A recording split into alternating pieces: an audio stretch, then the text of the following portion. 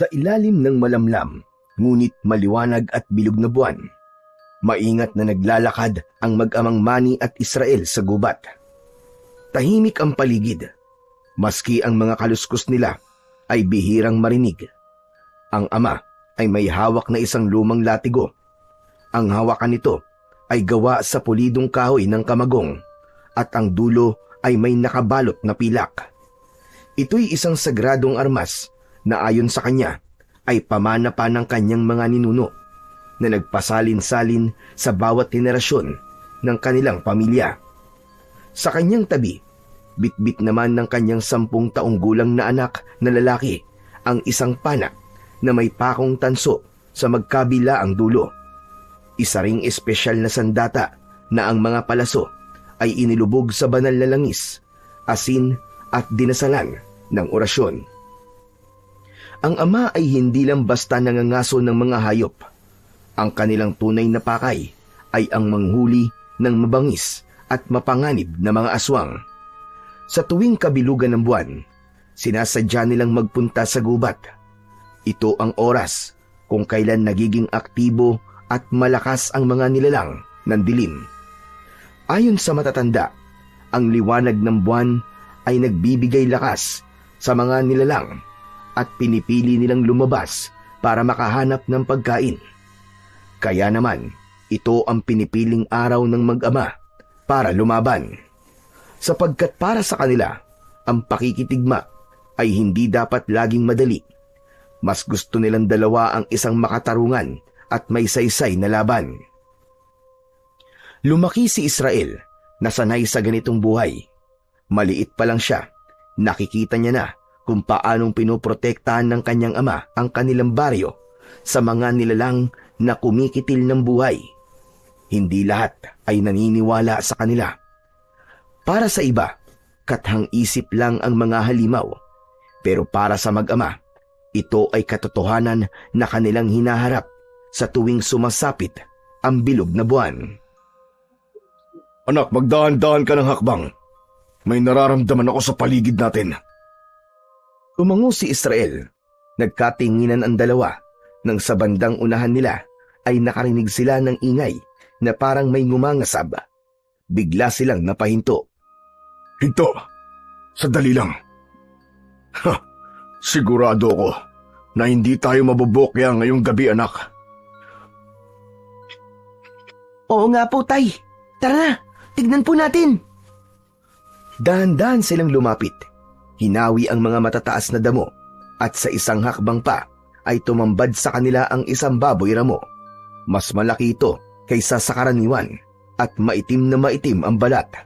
Ngunit ang nagbigay ng kilabot sa mag-ama ay ang makita nilang may kinakain ito. Diyos ko, Tay!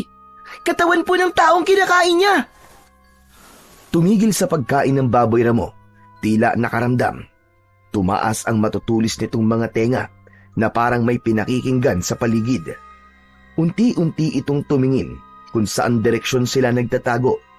Ang mga mata nito'y nagbabaga at may tumutulong dugo sa bibig. Biglang sumugod doon ang baboy ramo. Biglang napaatras si Israel, pero ang tatay nito ay hindi natinag. Matapang itong lumabas at hinarap ang hayop. Punyemas kang aswang ka! Dumali ka na naman, ha? Tay, mag-iingat ka! Mabangis ang aswang, ngunit bago pa ito makalapit, naging maagap ang matanda. Agad niyang iwinasiwas sa hangin ang kanyang hawak na latigo. Isang malakas na tunog ang umalingaw-ngaw sa katahimikan ng gubat. Biglang napahinto ang halimaw. Umungol ito na tila nasaktan kahit hindi naman ito tinamaan sa katawan. Mas lalo itong naging mabangis nang makabawi. Galit na galit itong muling sumugod. Ipinalo ulit ni Mang Manny ang latigo sa lupa. Umusok ang lupang tinamaan ng latigo. Ayan, Tay! Sige! Nasasaktan siya! Aswang ka! Akala mo makakaligtas ka, ha? Sige, Tay! Bigyan mo ng leksyon yan! Oo, anak. Magbabayad kang aswang ka! Muli niyang ipinalo ang latigo sa lupa. Mas malakas. Tumilapo ng aswang at sa pagkakataong yun, ang balat niya sa likod ay biglang nagliyab at nalapnos. Nagpagulong-gulong ito sa lupa at sadyang pinatay ang apoy na unti-unti siyang nilalamon. Nang mamatay ang apoy, ay pinilit nitong tumayo at tangkang tatakas. Tay! Tay! Umaatras yung aswang! Mukhang tatakas pa yata! Ako na pong bahala sa kanya! Lumapit si Israel at agad na iniumang ang pana at pinakawalan ng palaso. Tumama ito sa may bandang tagiliran ng halimaw, pero parang hindi man lang ito nasaktan. Lalo lang itong nagalit at tumakbo papunta sa kanya. Anak! Dumapa ka! Agad na dumapa ang bata. Saktong iwinasiwas ang latigo sa ibabaw niya at tumama sa aswang. Isang malakas na sigaw ng matinding sakit ang kumawala dito. Hindi na ito makagalaw. Kitang-kita ni Israel na may gumagapang na maliwanag na likido sa katawan ng aswang. At habang kumakalat ito, unti-unti itong nanghina, nangisay hanggang sa mawalan na ng buhay. Unti-unti na rin itong kinain ng apoy. Ayos! Ang galing mo talaga, Tay! Sana maging kagaya niyo rin ako paglaki ko. Tahimik na ngumiti ang lalaki habang pinagmamasdan ang nasusunog na bangkay ng aswang.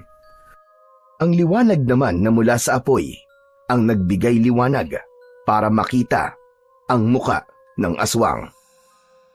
Darating ang araw, anak. Basta palagi ka lang makikinig sa akin. Tay, salamat po ah. Tinuruan niyo po ako kung paano maging matapang.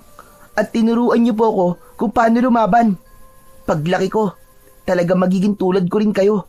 Walang inuurungan. Palaging nakaandang ipagtanggol ang iba. Hindi mo naman kailangan lumaki, anak, para magawa yon. Kaya mo na, anak. Naniniwala ako sa'yo. Konting practice na lang sa paggamit mo ng pana. At saka nga pala, itong latigo. Malapit ko nang ipamana to sa'yo. Maaari mo na itong gamitin sa pagpuksa sa mga aswang. Po, ibibigay niyo na po sa akin ang makapangyarihang latigo na yan? Bakit, Tay? Magre-retiro ka na po ba? Retiro? Hindi, anak. Pero syempre naisip ko lang na dapat ay maihanda na kita na maaga para kung sakali mang hindi ko na magampanan ng tungkulin ko, panatag na ako may papalit sa akin. Eh bakit naman po? Hindi niyo na po magagampanan. Ang lakas-lakas niyo pa naman po ah. Saka hindi naman po kayo mawawala, di ba? Siguro may balak lang po kayong puntahan, no? Wala naman. Pero alam mo kasi, anak, hindi sa lahat ng oras kasama mo ko.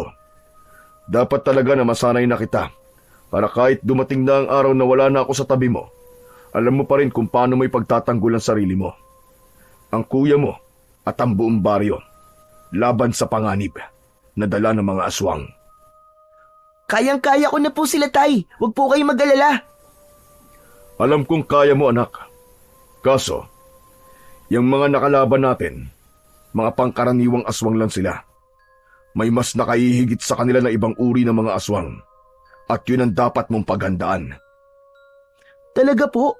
Meron pa pong mas makapangyarihan pang aswang? Oo naman. Teka. Tignan na nga muna natin tong kawawang bangkay kung sino siya. Lumapit ang mag-ama sa dugo ang bangkay na kanina lamang ay nilalapa ng aswang. Nang makalapit sila, agad itong nakilala ni Mang Manny. Teka, kung di ako nagkakamali, si Hilario to. Ano po? Si Mang Hilario? Yung mga ngahoy po? Hala, bakit? Malamang ay inabot na naman to ng gabi sa pangunguha ng kahoy dito sa gubat. Ilang beses ko na kasi siyang pinagsabihan na wag na magpapagabi dito lalo na kapag bilog ang buwan. Pero yan, matigas ang ulo nilapa tuloy ng aswang. Sayang, kung medyo napaaga lang po sana tayo ng dating dito, Tay, baka naligtas po natin siya. Kawawa naman si Mang Hilario. Huwag ka nang malungkot, anak. Hindi natin mababantayan ang lahat. Ang kaya lang natin, magbawas ng mga nilalang na masama. Dahil ang bawat mapapatay nating mga aswang, maraming buhay ang maaari nating mailigtas. Sa sinabing yon ng kanyang ama, mas lalo nang naunawaan ng bata ang kahulugan ng ginagawa nila.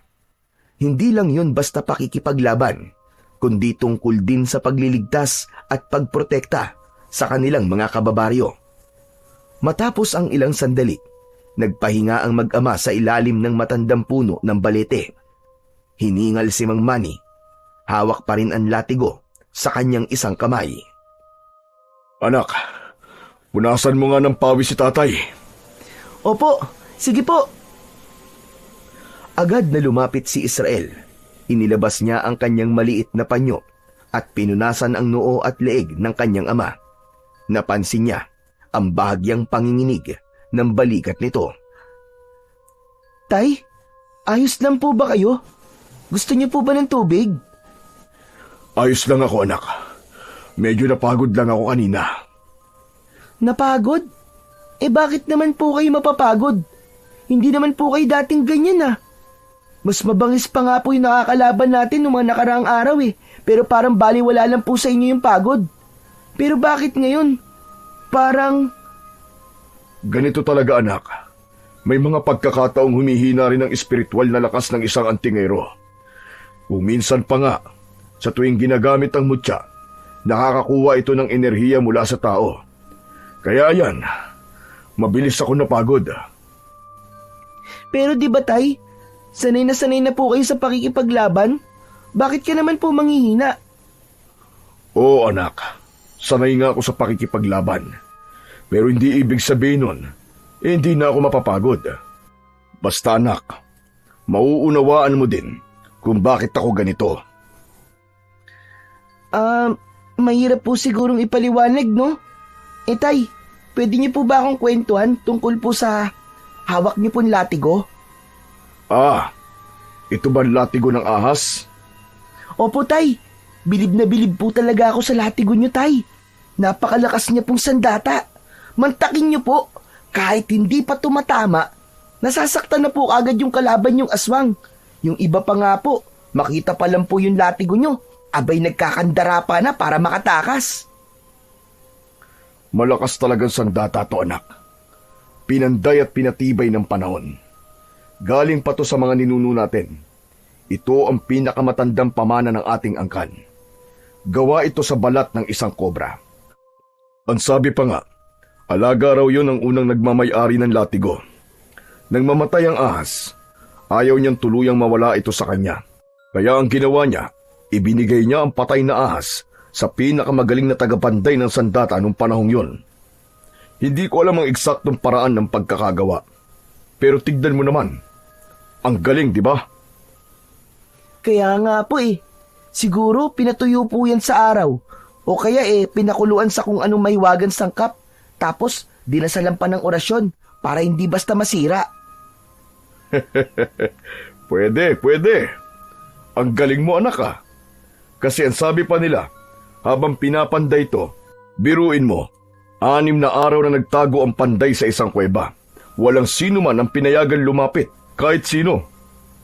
Hala, kaya pala naging isang makapangyarihang sandata ang latigo ng ahas, tay.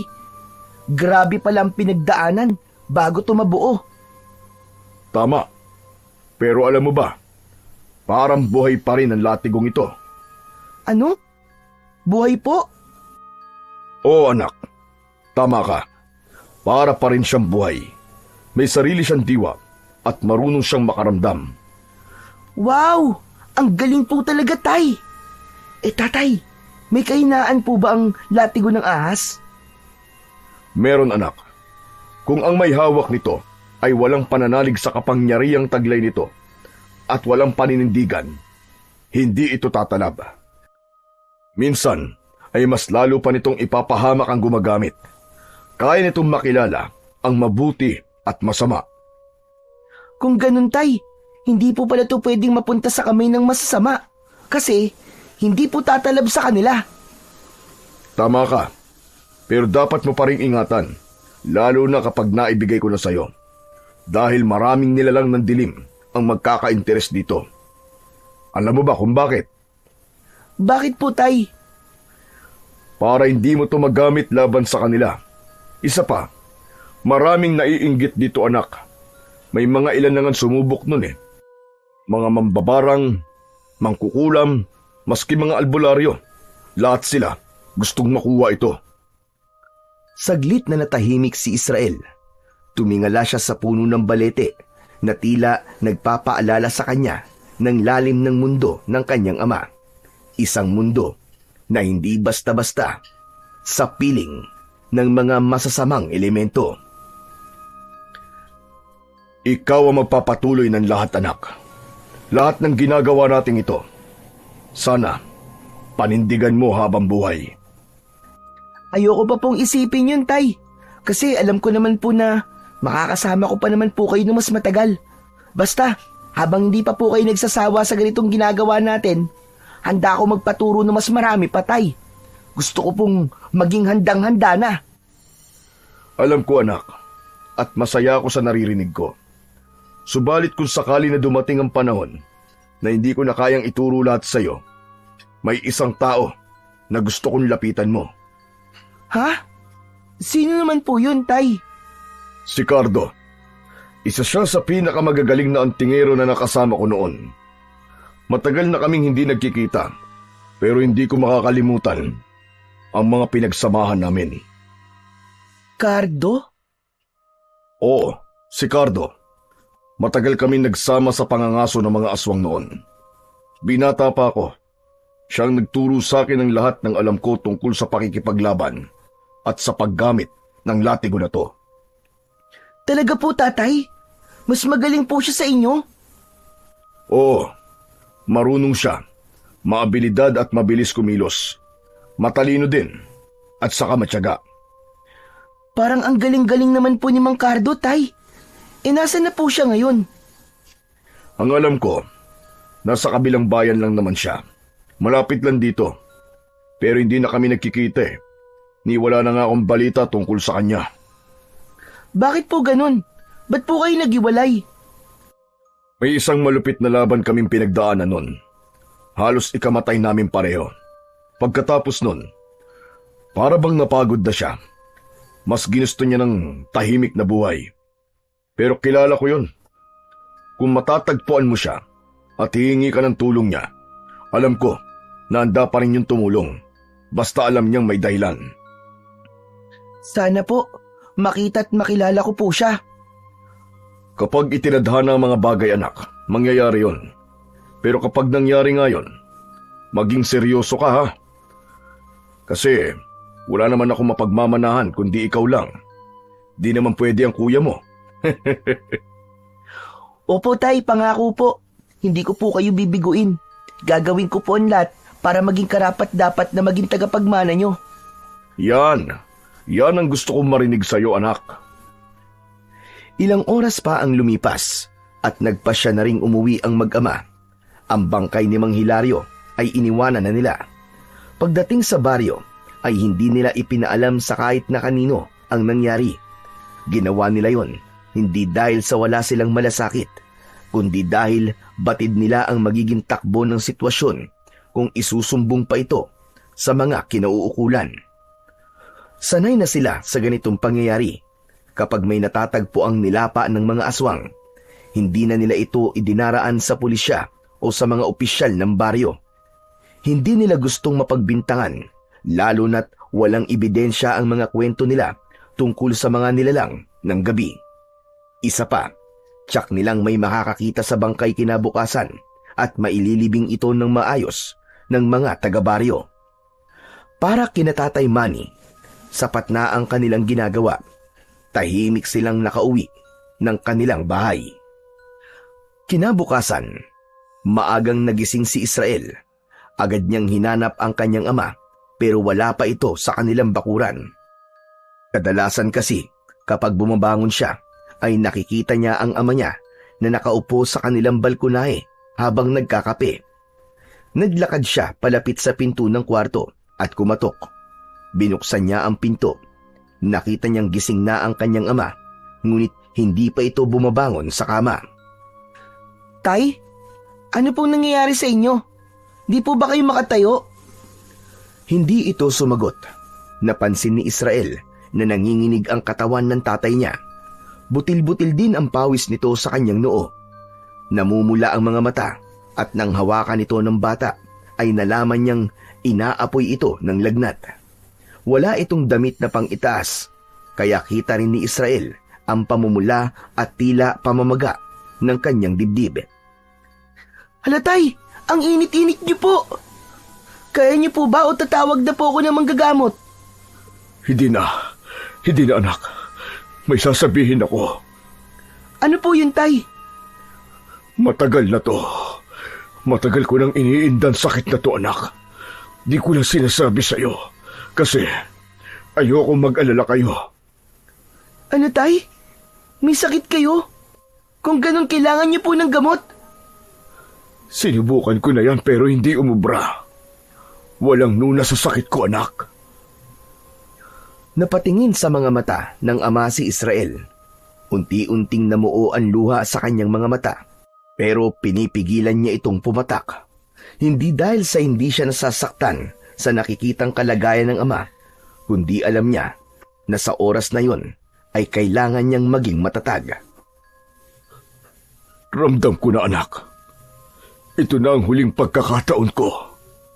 Kaya pakinggan mo lahat ng sasabihin ko sa'yo. At tawagin mo na rin ang kuya mo. Kailangan din niyang marinig ito. Tumango si Israel, sabay takbo palabas ng silid. Agad niyang pinuntahan sa kabilang kwarto si Joshua. Nakita niyang mahimbing pa rin ang tulog ng kanyang kuya. Kuya! Kuya, gising na! Kuya! Si tatay, bilisan mo! Biglang napamulat ng mata si Joshua at tinignan ng masama si Israel. Marahan itong bumangon. Ano ba? Ba't ka ba kasi nanggigising? Pambihira naman eh. Naputoy tuloy yung panaginip ko. Sayang ang ganda-ganda pa naman. Hindi ko tuloy nakita yung mukha ng Prince Charming ko, no? Po, pero pinapatawag ka kasi ni tatay eh. Kailangan daw niyo tayo makausap. Ano na naman ba yon? Diyos ko naman. Kuya, mukhang mamamatay na siya eh. Ano? Ano ba yung sinasabi mo, Israel? Ano nangyari kay tatay? Basta sumama ka na, bilisan mo. Mabilis na tinakbo ni Joshua ang kabilang kwarto at umupo sa tabi ng kanyang ama. Di na ito nakapagbihis ng damit. Ang suot niya ay isang manipis na duster at di pa niya natatanggal ang makapal na kolorete sa muka. Nanlalambot pa siya sa antok, pero agad na naalarma sa sinabi ng kanyang kapatid. Tay, bakit po? Ano po nangyari sa inyo? Ano po, dadalhin ka na po ba namin sa ospital? Hindi na ako magagamot, anak. Nararamdaman ko. Hindi na ako magtatagal. Ano ba yung sinasabi niyo, tay? Hindi ba't kagabi lang ang lakas-lakas niyo pa? Ano ba nangyari, Israel? Sabihin mo nga sa akin kung ano nangyari sa inyong dalawa kagabi. Wala naman po eh. Hindi ko nga po alam kung bakit nagkaganyan si tatay. May mga sakit talagang hindi na nagagamot, mga anak. At kapag oras mo na. At ito na, dumating na ang oras ko. Huwag kang magsalita ng ganyan, tay. Bumagsak ang luha ni Joshua sa kanyang pisngi. Hinawakan niya ang kamay ng ama habang patuloy ang kanyang paghikbi. Tay naman, huwag niyo po kaming iwan. Kailangan po namin kayo, pakiusap po. Tay! Habang panay ang iyak ni Joshua, nanatiling tahimik lang si Israel. Joshua, anak, ikaw ang mas nakatatanda. Ibibiling ko sa iyo ang kapatid mo. Huwag mo siyang pababayaan at huwag mong hahayaan na magkahiwalay kayo. Kailangan palagi kayong maging magkakampi. Tay naman eh.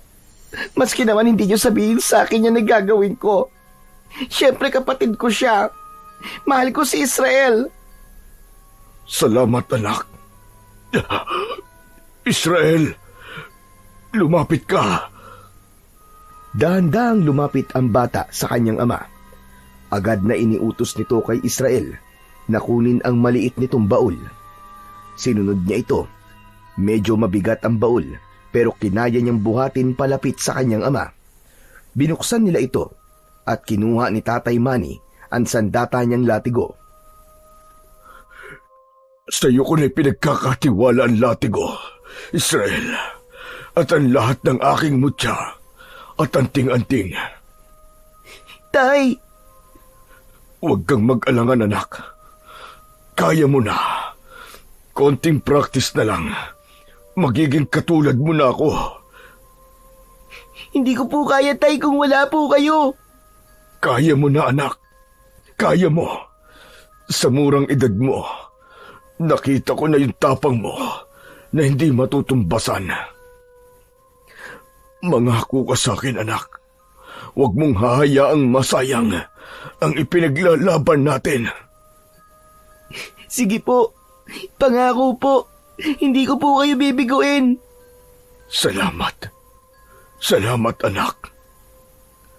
Isang huling ngiti ang ibinigay ng ama sa kanyang dalawang anak. Unti-unti, pumikit ang kanyang mga mata habang nakahawak sa isang kamay ni Joshua. At ilang saglit pa, bumitaw na at lumaylay ang kanyang mga kamay.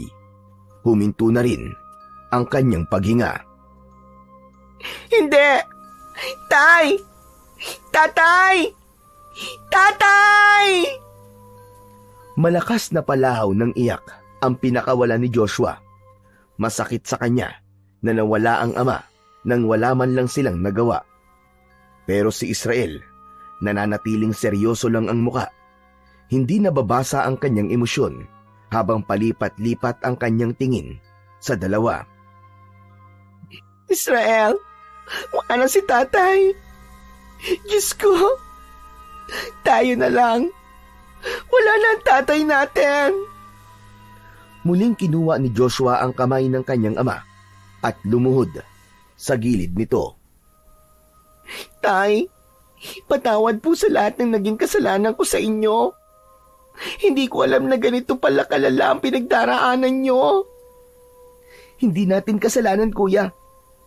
Ganyan naman talaga si tatay eh. Mas pinili niyang tiisin ang sakit kaysa maging pabigat sa atin. Pero bakit naman ganito? Bakit biglaan? Hindi ko po alam eh. Pero kagabi napansin ko na po na parang may kakaiba sa kanya. Pinagpapawisan po siya tapos hinihingal. Ang sabi po niya ayos lang po siya. Hindi ko naman din alam. Pero panay na po ang bili niya sa akin. Anong gagawin natin ngayon, Israel? Ililibing po natin siya ng maayos sa sementeryo. Paano mo nagagawa yan? Ang alin po, kuya? Yang ganyan? Parang baliwala lang sa iyo ang pagkamatay ni tatay. Hindi ka man lang umiiyak. Hindi ka ba nalulungkot? Nalulungkot po. Pero wala naman na po akong magagawa, di ba? Hindi na nga siya gigising maski umiyak pa ako ng umiyak. Saka sabi niya po sa akin kagabi, kailangan ko daw po maging matatag. Para daw po maging kagaya ko siya. Kailangan kong maging matigas at huwag magpapatinag sa mga pagsubok. Ang dami niyang naituro sa iyo. Pero ako, ba't parang ngayon ko lang napansin na kinulang na pala kami sa oras? Wala man lang kami sapat na bonding. Hindi katulad mo, Israel. Palagi mo nakakasama si tatay. Magkaibang magkaiba ang naging ugnayan ni na Israel at Joshua kay Tatay Manny. Si Israel ang palaging kasama nito saan man magpunta. Mas malapit sila sa isa't isa. Para silang magkaibigang sundalo sa gitna ng digmaan. Parehas sila ng hilig, paniniwala at kakayahan. Ibinuhos ni Mang Manny ang lahat ng kaalaman at pananampalataya niya sa bunsong anak. Tila ba nakatakda na talaga si Israel na siyang magiging tagapagmana niya. Ngunit si Joshua naman, iba ang naging papel sa kanilang tahanan. Masayahing tao si Joshua. Mahilig siyang kumanta, maglinis ng bahay, magluto at iba pa. Mula nang mamatay ang kanilang ina, ay siya na ang tumayong ilaw ng kanilang tahanan. Siya ang nag-alaga kay Israel noong maliit pa ito. Siya ay isang bakla. Malambot ang kanyang kilos at parang babae kung manamit. Si Mang Manny, bagamat isang tipikal na lalaking malakas at matapang, ay hindi kailanman ikinahiya ang pagkatao ng kanyang panganay. Hinayaan niya lang ito sa kung ano ang gusto nitong gawin sa buhay. Hindi nga lang sila naging malapit, pero malaki ang respeto niya at pagmamahal sa kanyang anak. Ngunit ang kawalan ng sapat na oras at sa mga nasayang na pagkakataong naging mas malapit sana sila, yun ang pinaghihinayangan ni Joshua. Agad na inayos ang burol ng kanilang ama. Tumulong ang mga kaibigan nito at ilang mga tao na di nila inaasahan. Mga tao na minsan daw na natulungan ng kanilang ama. Nalaman na magkapatid na si Mang Manny pala ay mahal na mahal ng maraming tao dahil sa pagiging isang mabuting tao nito at pagiging matulungin. Nang makita ni Israel na nasa loob na ng kabaong ang ama, kahit ilang ulit pa niyang piliting pigilan ang luha, husa na itong pumapatak. Sa tabi niya, humahagulgul naman ng walang tigil ang kanyang kuya. Ang araw na yon ay hindi naging madali para sa kanila. Parehas na di pa rin makapaniwala ang dalawa sa isang iglap ay nanakawin ng kamatayan ang buhay ng kanilang ama. Isang mandirigmang matapang, isang ama na laging handang ipagtanggol ang kanilang pamilya, ngayoy tahimik ng nakaimlay sa loob ng kabaong. Habang abala ang mga tao sa pag-aalay ng dasal, may isang lalaking tumayo sa tabi ni Israel. Tila galing sa malayo, sunog sa araw ang balat, magaspang ang mga palad, at ang pinakamapapansin sa kanya ay ang pahilis na peklat sa kanyang muka. Mula sa kanang noo, pababa sa pisngi, may kabang naramdaman si Israel nang mapansin ang lalaking yon. Kinamayan sila ng lalaki at agad itong nagpakilala. Namilog ang mga mata ni Israel. Ako nga pala si Cardo. Ano po? Kayo po ba ang Mang Cardo na binabanggit po sa akin ni tatay na kaibigan niya? Ano ka mo? Binanggit ako ng tatay mo. Bakit? Bilin niya po kasi sa akin. Hanapin ko daw po kayo pag wala na siya. Makiusap daw po ako sa inyo na turuan niyo raw po ako sa pakikipaglaban at sa paggamit po ng latigo ng ahas. Talaga? Sinabi niya yun?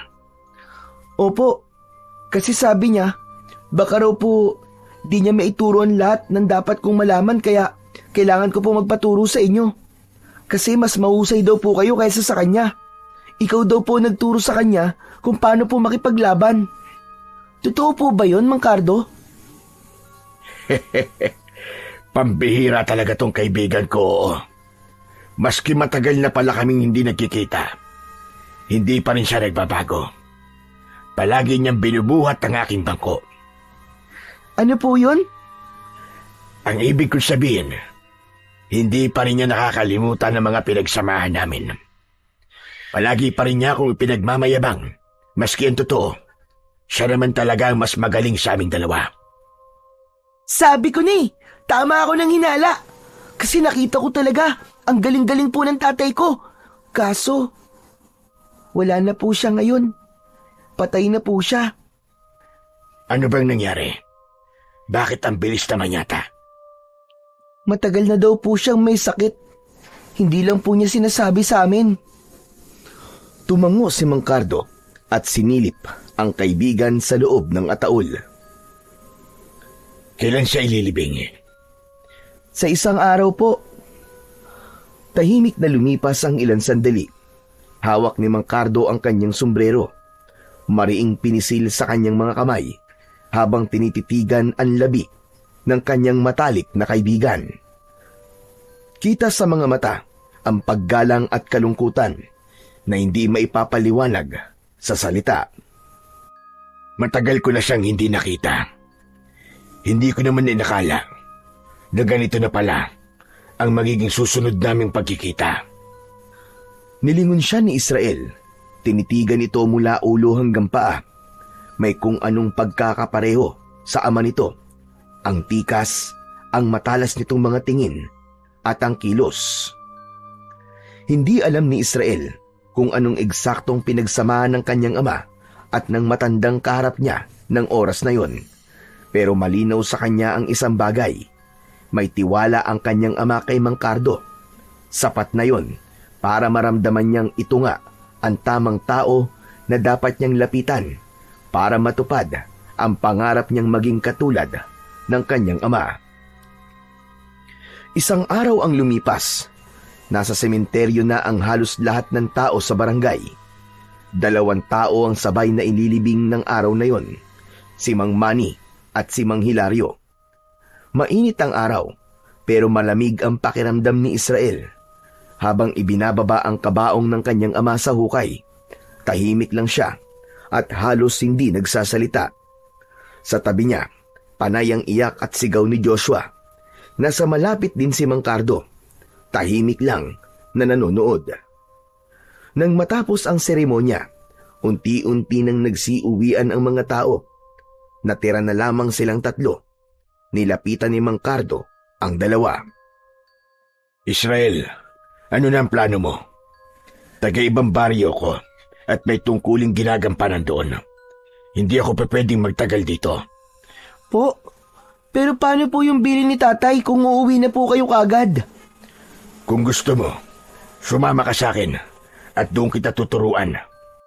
Sandali lang po, Mang Cardo. Ano po ba yung pinag-uusapan nyo? Anong sasama? Kanino ka sasama, Israel? Kay Mang Cardo po, kuya. Di ba sabi po ni tatay magpaturo daw po ako sa kanya at saka... Ibig ba sabihin aalis ka? Iiwan mo ko, Israel? Ano ka ba? Wala na ba talagang ibang nasa utak mo kundi ang latigo na yan? Kamamatay pa lang ni tatay, Israel. Pero kailangan ko punto pa rin ng bili niya sa akin. Hindi ko siya pwedeng suwayin. Magagalit siya sa akin, kuya. Tama ang kapatid mo. At sa palagay ko, hindi na to pwedeng ipagpaliban. Kilala ko si Manny. Malakas ang pakiramdam niya sa mga bagay-bagay. Gayong ibinili niya, naturuan ko si Israel. Tsak na merong dahilan. Ano sa palagay niyo po ang mga dahilan? Posible bang may paparating na panganib? Kaya pinaghahanda itong si Israel? Posible, Joshua. Kaya sasama sa akin ang kapatid mo. Sandali lang. Hindi pwedeng ganun-ganun na lang yon. Hindi mo siya pwedeng dalhin agad. Bakit naman hindi pwede, Kuya Joshua? Ikaw na lang ang natitirang kapamilya ko, Israel. Yang tao na yan, hindi pa natin lubusang kakilala. Baka kung anong mangyari sa'yo. Po, huwag niyo pong sabihin yan. Mukha naman po mabait si Mang Cardo eh. Tsaka kaibigan po siya ni tatay. Talaga ba? Bakit alam mo mabait? Kilala mo ba siya? Sinabi ko na nga po, kaibigan po siya ni tatay. Pinagkakatiwalaan pa. Kung ganon, gusto mo talaga sumama sa kanya? Opo, kuya. Gusto ko po matuto. Gusto ko po maging katulad ni tatay. Huwag ka mag-alala, Joshua. Dahil hindi ko hahayaang mapahamak ang kapatid mo habang nasa poder ko siya. Siguraduhin mo lang. Pumapayag ka na, kuya.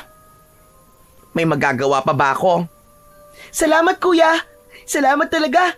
Ang bait-bait mo. Labag man sa loob ni Joshua ang planong paglayo ng kapatid. Pero dahil sa nakita niyang seryoso ito at determinado, wala na siyang nagawa kundi ang sumang-ayon. Hindi niya lubos na naiintindihan kung anong klaseng mundo ang meron sa kanyang ama, kapatid at sa estrangherong si Mang Cardo, pero batid niyang buo ang loob ni Israel. Pagdating ng hapon, tahimik na tinitiklop ni Israel ang ilang piraso ng damit niya at inilagay ito sa kanyang bag. Wala siyang masyadong dadalhin dahil ayon kay Mang Cardo ay mabilis lang naman ang gagawin niyang pagtuturo. Makakauwi din siya kagad. Hinugot niya ang gamit niya sa pangangaso, pana at palaso, at akmang isasama sa inimpaking mga gamit. Hindi mo na yan kailangan. Po, hindi ko na to kailangan. Pero ito po ang sandata ko at saka... Ang kailangan mo lang ay ang latigo. Yun ang ipinamana sa iyo ng iyong ama. Hindi ba? Ang paggamit nun, ang gusto niyang matutunan mo. Sige po. Muling itinago ng bata ang kanyang sandata at ipinagpatuloy ang pag-aayos ng kanyang mga gamit. Nang matapos ay nagpaalam na siya sa kanyang kuya Joshua.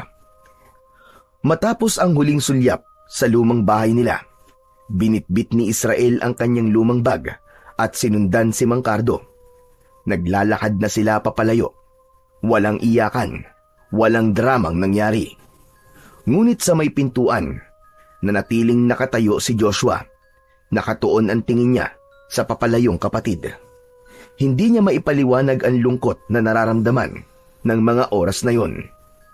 Para siyang naiwan sa isang eksenang wala siyang kontrol na hindi niya pwedeng baguhin. Tila naramdaman niyang para na siyang naging estatwang walang silbi. Sinubukan niyang intindihin ang nangyayari, pero ang kirot hindi nawawala. Nangungulila siya, hindi lang sa amang nawala, kundi maging sa kapatid na piniling lumayo. Natatakot siya na baka hindi na niya muli pang makita ang kanyang kapatid. Takot din siyang baka bigla itong magbago, makalimot o tuluyan na siyang iwanang mag-isa. Dahil alam niya na hindi siya bahagi ng mundong papasukin ni Israel. Nang wala na sa paningin niya ang kapatid, tumalikod siya at dahan-dahang pumasok sa bahay ng tahimik. Samantala, pagdating nila sa baryo kung saan nakatira si Mang Cardo, agad silang sinalubong ng mga tao. May halong tuwa at lungkot ang mukha ng mga ito nang makita ang lalaki. Ba, mabuti na lamang at dumating ka na, Mang Cardo. Bakit? May nangyari bang masama habang wala ko rito? Opo, marami pong nawala ng mga alagang hayop, mga kambing, aso, pati manok. Wala silang patawad. Ano ka mo? Abay 2 gabi lang ako nawala. Sumalakay na naman ng mga loko. Hindi na talaga nagtatanda mga yon. Ang kakapal ng muka. Kaya nga po Mang Cardo, tulungan niyo po kami. Sana po, mapuksa niyo na po mga hayop na aswang na yun. Pero wisyo po sila sa kabuhayan. Kawawa po mga tao. Biglang sumiryoso ang mukha ni Mang Cardo at si Israel. Tahimik lang habang nakikinig. Hindi siya makapaniwala na sa lugar na yon ay may hinaharap ding problema sa aswang. Sige, ako nang bahala. Umuwi na kayo at huwag nang lalabas kapag malalim ng gabi. Huwag niyo ding ipaalam kahit kanino ang pagdating ko. Ngayong gabi, tatapusin na namin ang kawalangyaan ng mga yon. Pagkasabi nun, ay umuwi na ang mga tao at nagsipasok na ng kanilang mga tahanan. Isinaradong mabuti ang mga pinto at bintana.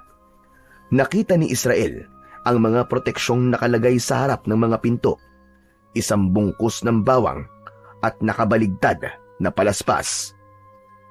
Pumasok na sa loob ng bahay ang dalawa at doon sila nag-usap. Mang Cardo, problema yun din po pala ang aswang dito. Oo, Israel. Matagal na. Ganun din po sa amin Pero malaki po ang pagkakaiba. Mukhang ang mga tao po dito naniniwala po sa ginagawa nyo at sa mga aswang. Sa amin po kasi, konti lang po ang naniniwala. Ganun ba? Kung ganun, ay naging mahirap ang pagtupad nyo sa inyong mga tungkulin. Opo, tama po kayo, Mang Cardo. Patago po kami nagpupunta sa gubat para mangaso ng aswang. Sa baryo po namin, sarado po ang utak nila tungkol sa mga kababalagan. Konti lang po talaga ang naniniwala. Hindi naging sikat si tatay bilang birador ng aswang. Sikat siya sa pagiging matulungin at pagiging mapagbigay. Doon po siya minahal ng tao. Hindi po nila alam na matagal na silang pinoprotektahan ni tatay sa kamay ng mga aswang. Dito naman, naniniwala sila sa aswang kasi nakakita na sila. Ipinakita ko sa kanila mismo. Talaga po?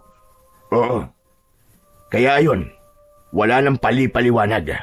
Naniwala kaagad sila nang makita nila ang aswang na nahuli ko. Ang galing pala. Kung ganun din sana ang ginawa ni tatay, no? Di natuto rin sanang mag-ingat yung mga taong nabibiktima ng aswang. Ay nako, nakakalungkot lang. May mga buhay na nasayang po dahil sa ganun.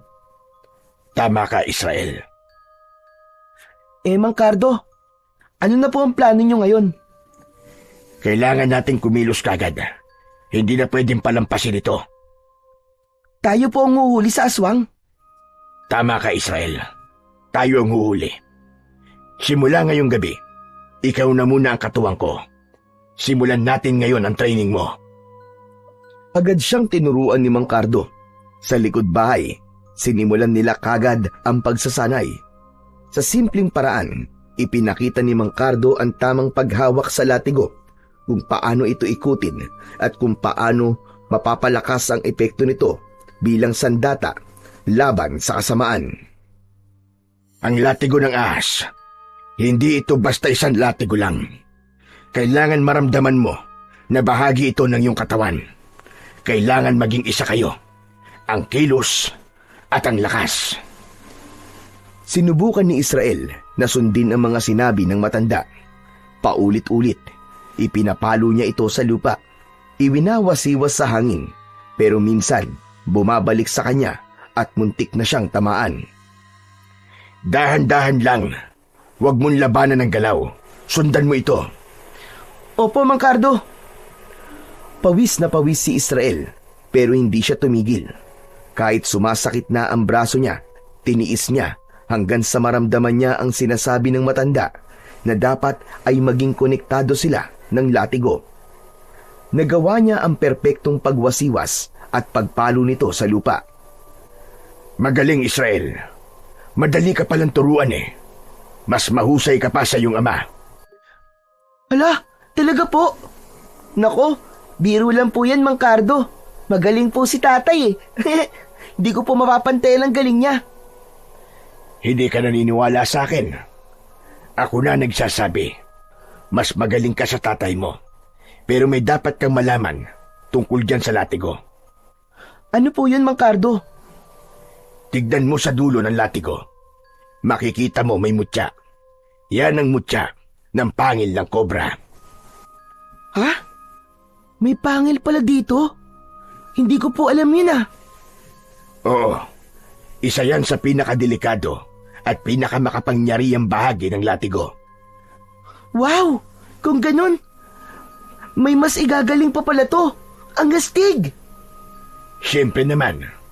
Alam mo bang para rin buhay ang latigo na yan? Oo. Hindi na yan gumagalaw tulad ng buhay na ahas. Ngunit, ang kapangyarihan niyan, buhay na buhay. Kapag gumana ang bisa ng mutya na yan, ang latigo parang nagiging kasing talim ng espada. Kaya din itong lasunin ng kalaban, gaya ng kamandag ng kobra. Papatayin nito ang kalaban sa loob lamang ng ilang minuto. Grabe! Ang galing pala talaga nito. Hindi po ito binanggit ni tatay ah. Hindi po niya sinabi sa akin ang tungkol sa mutya na yan. Hindi ko alam kung anong iniisip ng tatay mo. Pero mukha talagang ako ang gusto niyang magsabi nun sa'yo. Ganun po ba, Mang Cardo? Mahiwaga talaga si tatay, no? Tama ka dyan, Iyo. At may dapat ka pang malaman. Ano po yun, Mang Cardo? Ingatan mo yung mutya. Dahil kapag nawala yan, wala nang bisa ang latigo mo. Mabubulok yan, Israel. Parang patay na hayop na nilalangaw at unti-unting kinakain ng uod. Wala nang silbi. At kapag nangyari yun sa gitna ng laban, delikado ka.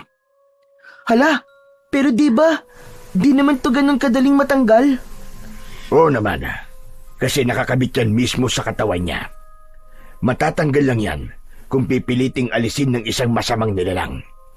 Ayaw nilang mutya ng pangil ng kobra dahil hindi talaga ito kayang labanan. Ganon kalakas ang kapangyarihan nito, Israel. Kaya ingatan mong mabuti yan. Naiintindihan ko po, Mang Cardo. Iingatan ko po ito na mabuti.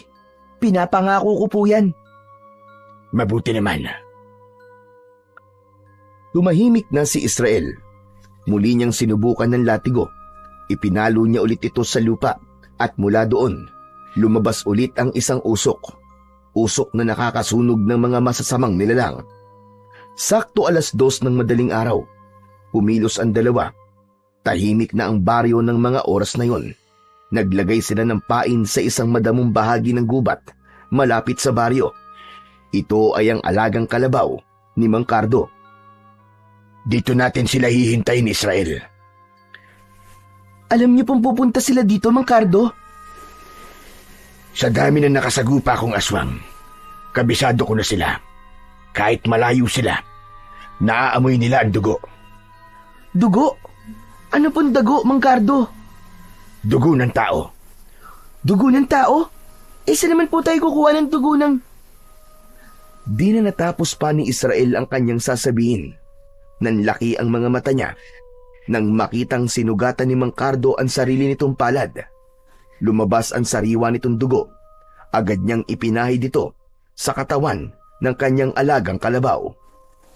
Pagkatapos ay nagtago sila sa likod ng mga matataas na damo. Mga 50 hakbang mula sa kanilang pain. Naghintay sila.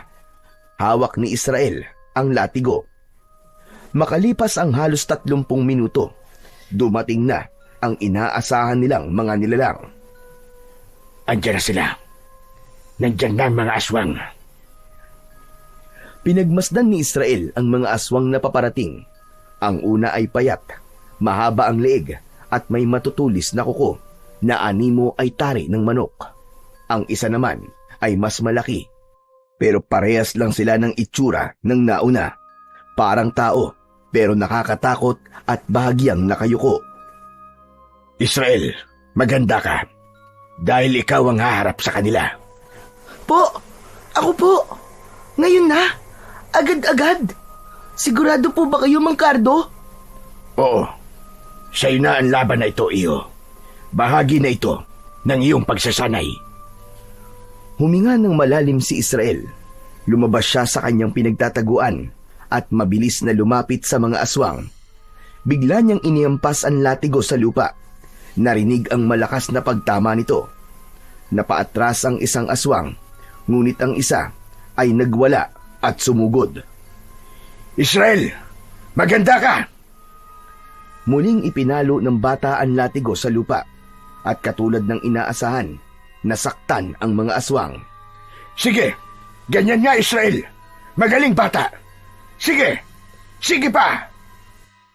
Nang marinig ito ni Israel, natuwa siya ng sobra at nawala sa konsentrasyon. Napatingin siya kay Mang Cardo na nagtataas ng kamao. Ngunit sa hindi inaasahan, biglang nakabawi ang isang aswang.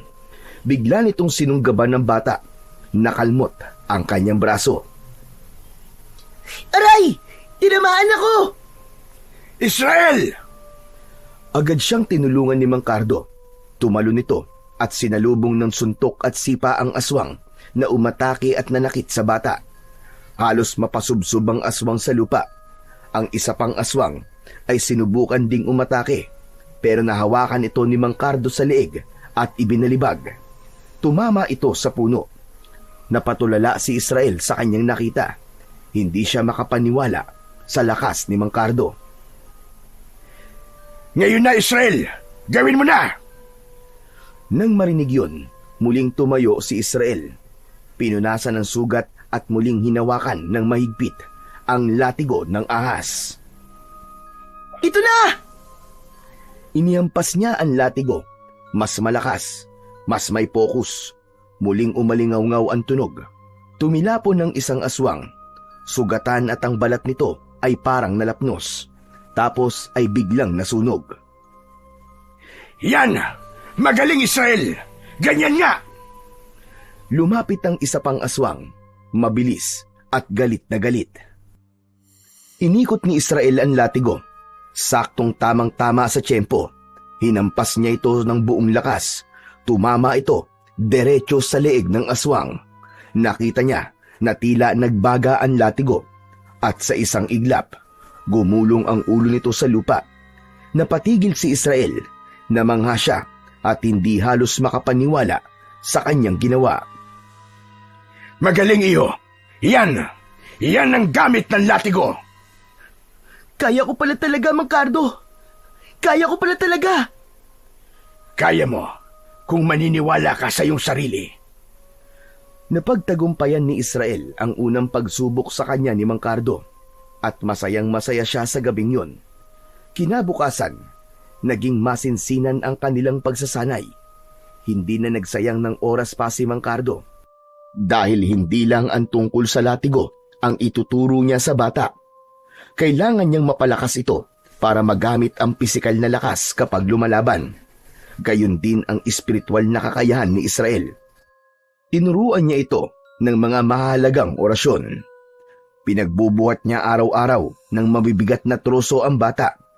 Pinatatakbo paakyat sa burol at pinapapasan ng sako-sakong buhangin. Sa halos buong linggo na yon ay halos bumigay ang katawan ng bata sa hirap pero hindi siya sumuko. Determinado siya at labis niyang pinagkakatiwalaan ang kaibigan ng kanyang ama. Tama yan, Israel. Huwag ka sumuko. Hindi ka pwedeng mapagod kagad. Ang kalaban natin iba-iba. Kaya kailangan nating mas maging matatag palagi. Opo, huwag po kayong mag-alala, Mang Cardo. Kaya ko po. At sa loob ng halos 4 na linggo, naging kapansin-pansin na ang pagbabago kay Israel. Hindi na siya madaling hingalin. Ang mga braso niya mas matigas na. Ang katawan niya ay tila naging bato-bato at ang loob niya hindi na madaling matinag. Isang hapon, matapos ang huling pagsasanay, lumapit si Mang Cardo. Tinapik niya ito sa balikat at tumango. Handa ka na, Israel. Handa ka na. Mang Cardo, sigurado po kayo? Oo naman. Malaki nang ipinagbago mo, Israel. Pero sandali lang pala. May ibibigay pa pala ako sa'yo. Ano po yun, Mang Cardo? Mula sa kanyang baul ay may inilabas si Mang Cardo na isang bagay. Nagulat siya nang makita ito. Bakit? Papanong? Huwag ka nang magulat.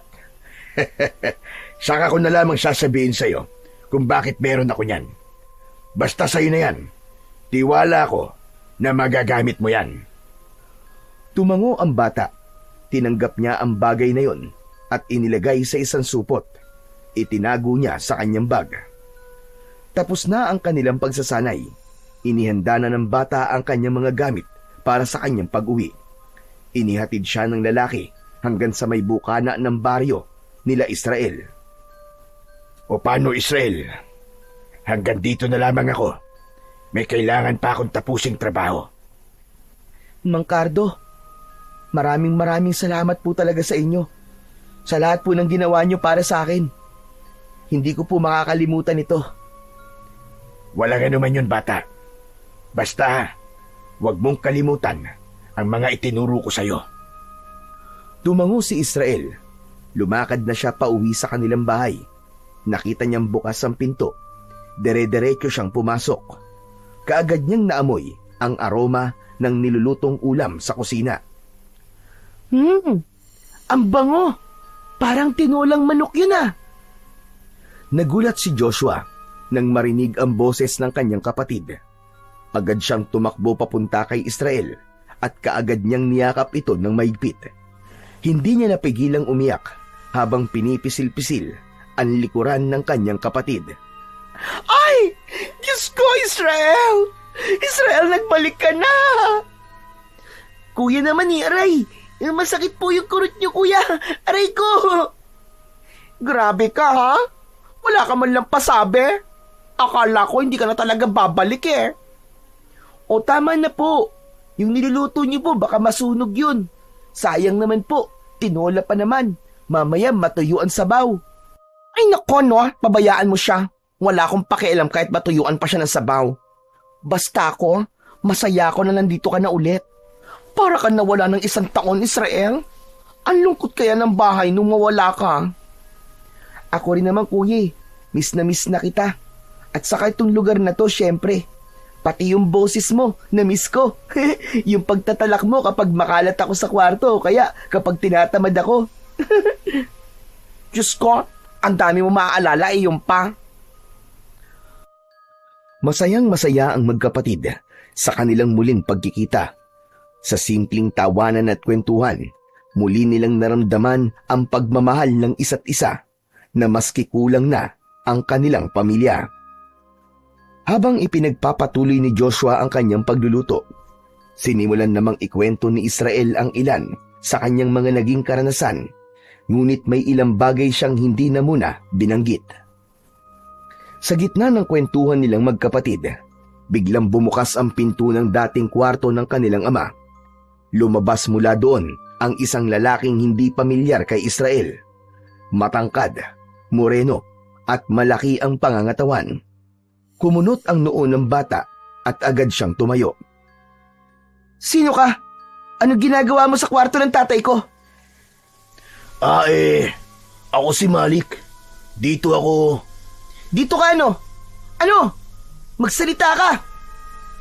Tumayo agad si Joshua at humarang sa pagitan ng dalawa. Kita sa kanyang muka ang labis na pag-aalala, pero ilang saglit pa ay huminga ito ng malalim at kumalma. Sandali lang, Israel, ano ka ba? Huminahon ka lang. Pakinggan mo muna ako, please. O sige, magsalita ka, kuya. Sino yan? Anong ginagawa niya dito sa atin?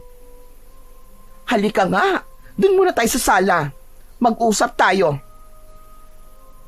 Kaagad nilang tinungo ang sala at doon nag-usap ng masinsinan ang magkapatid.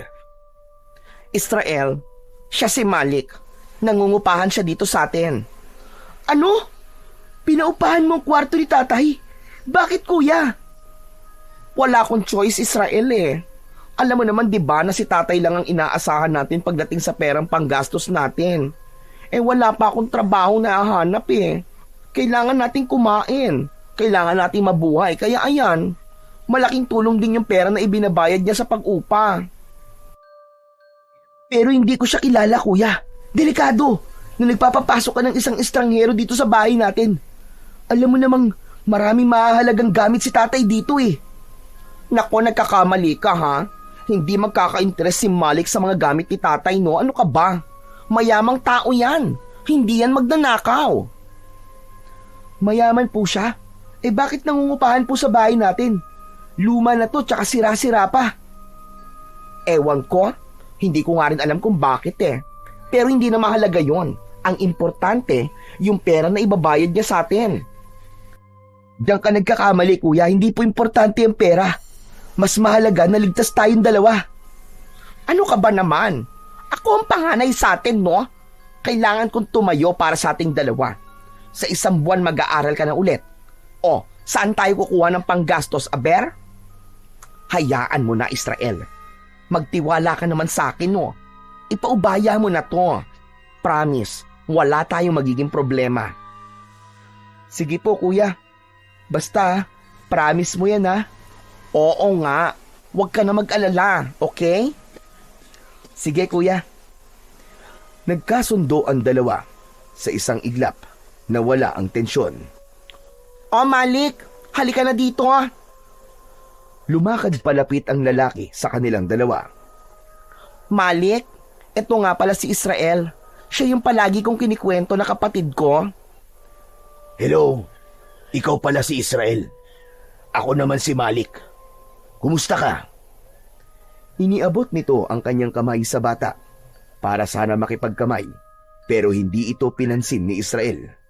Napangisi ito ng bagya dahil sa pagkapahiya. Huwag ka mag-alala. Sandali lang naman ako dito sa lugar nyo eh. Mabuti akong tao, bata. Wala kang dapat na ipag-alala sa akin. Okay, sige. Sinabi mo eh. Pero, pasensya ka na lang din sa inasal ko ah. Medyo nagulat lang talaga ako. Muling bumalik sa normal ang paligid. Si Joshua ay muling bumalik sa kusina at si Malik naman ay nagpaalam na rin at muling pumasok sa kwarto. Si Israel naiwan sa sala. Patuloy na nag-iisip. May mga tanong sa isip niya na walang sagot. Ilang sandali pa, tinawag na siya ni Joshua. Sabay na silang kumain. Hindi ba sumasabay sa pagkain yung bisita, kuya? Nako, hindi no. Huwag mo nang intindihin yon. Ganyan naman talaga yan. Sa umaga tulog na tulog, hindi kumakain. Pero sa gabi, lumalabas siya. Ano, kuya? Lumalabas siya sa gabi? Bakit? Anong ginagawa niya sa labas? Naku, hindi ko alam ano. Hindi ko naman tinatanong. Hindi naman ako tsismosa. Pero dapat alam mo pa rin, kuya. Basta, ang alam ko lang, parang may hinahanap siya. Ewan ko naman kung ano. Ganun ba? Oo. Ay, teka. Kalimutan mo na nga yan. Ang mabuti pa kumain ka na lang muna dyan, okay? Huwag mo nang intindihin yung bisita. Kinagabihan, nasa sala si Israel. Nakaupo at maingat na nililinis ang latigong iniwan sa kanya ng kanyang ama. Maya-maya, dumaan si Malik sa harap, pero biglang tumigil ito sa kanyang paglalakad. Napansin niya ang ginagawa ng bata. Ang ganda naman ng hawak mo. Ano yan? Napalingon si Israel, saglit lang, tapos bumalik na sa kanyang ginagawa. Latigo ba yan? Mukhang luman-luma na, pero matibay pa rin. Teka, saan ba gawa yan? Parang balat ng ahas ah. Hindi sumagot ang bata. Patuloy lang ito sa pagpupunas. Pinagmasdan lang niya si Malik mula sa gilid ng kanyang mga mata. Bigla itong umupo sa tabi niya. Mas maigi pang tinignan ang latigo. Kita sa mga mata nito ang interes. Grabe, ang ganda talaga niyan ah. Parang balat ng kobra. Wala pa ring sagot mula kay Israel. Tahimik ka. Hindi bale, okay lang yan. Alam mo bang, kolektor ako ng mga kakaibang gamit. Antik, agimat, mga bagay na may kwento. Ganun ang mga hinahanap ko. Ngunit hindi pa rin siya pinapansin ni Israel. Alam mo, kung ibibenta mo yan, bibilhin ko yan. Ha? Hindi ko to binibenta, no? 20,000, ayos na? Hindi ko nga ito binibenta. Grabe ah, marunong ka din palang maglaro, no? Siguro, gusto mo pang padagdagan, no? Alam mo, rare ang ganyan. Parang may kasama pang agimat. Pwede bang hawakan? Wag niyo pong hawakan. Sinabi ko na, hindi ko to binibenta. Wala akong pake sa pera mo. Teka, bakit parang galit ka sa akin? Hindi na ito sinagot ni Israel. May narinig silang papalapit na yabag. Aba? Mukhang masinsinan niyang pag-uusap niyo ah. Ano bang meron? Sinasabi ko lang sa kapatid mo na gusto kong bilhin yung latigo. 100,000 piso. Ano? 100,000 piso? Seryoso ka ba? Oo naman. Mukha ba ako nagbibiro? Nanlaki ang mga mata ni Joshua sa labis na pagkamangha. Napatingin ito kay Israel na halatang naiirita na. Oy Israel, narinig mo ba yon? Ano masasabi mo? Malaking halaga yon. Hindi ko naman alam na napakamahal pala ng latigo na yan. Muli, nanahimik si Israel. Umiling lang siya pagkatapos ay tumayo at naglakad palayo. Ngunit may binitiwang huling salita.